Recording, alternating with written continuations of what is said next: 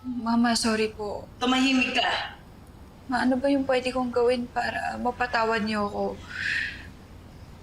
Gusto niyo ba, ma, kantahan ko na lang kayo?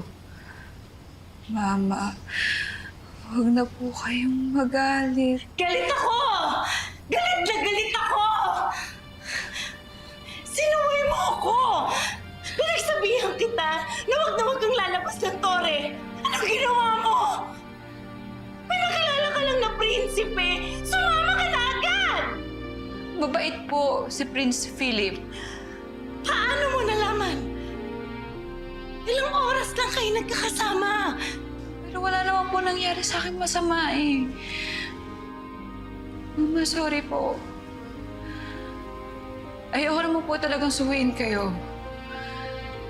Pero enjoy po pala kapag nasa labas. Nakakatakbo ako sa mga tamuhan. Kakaroon ako ng maraming kaibigan. Sige. Namnamin mo ang bawat segundong yan. Dahil yan na ang unat huli. Hinding-hindi ka na ulit makakalabas. Ma? Ma, anong gagawin niyo? Mama! Ma, wag po! Wag niyo pong kapatin, Ma! Ma! Ma, hindi na kayo makakababa. Makukulong kayo dito, Ma! Wala akong pakialam.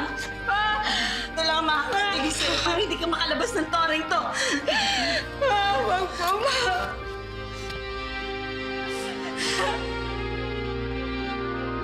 Nagkasakit si Giselle kinabukasan. Pero kahit nagkakatampuhan pa sila ni Rapunzel, hindi siya pinabayaan ito. Inalagaan niya pa rin ang kinikilala niyang ina. Hindi mo ako iniwan. Mama naman. Paano naman kita iiwan eh? Pinutol mo na yung buhok ko.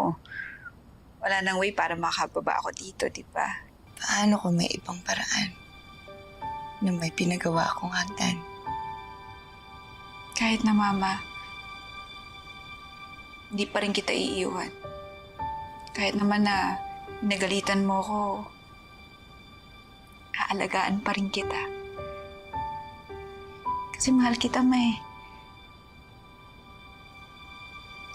Naiintindihan ko naman po na natatakot kayong mawala ako sa inyo. Kasi takot rin ako mawala kayo sa akin.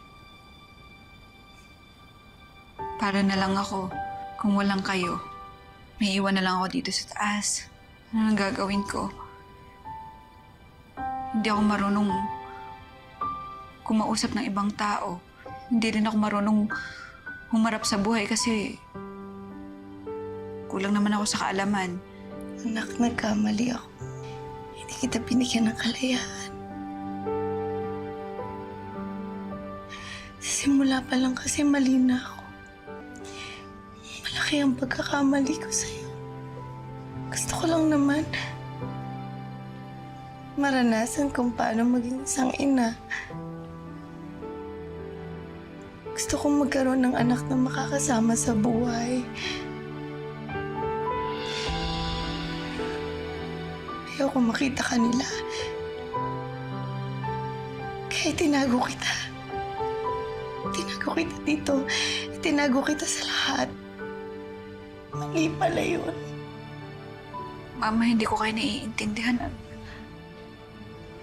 Anong ibig niyo sabihin? Rapunzel.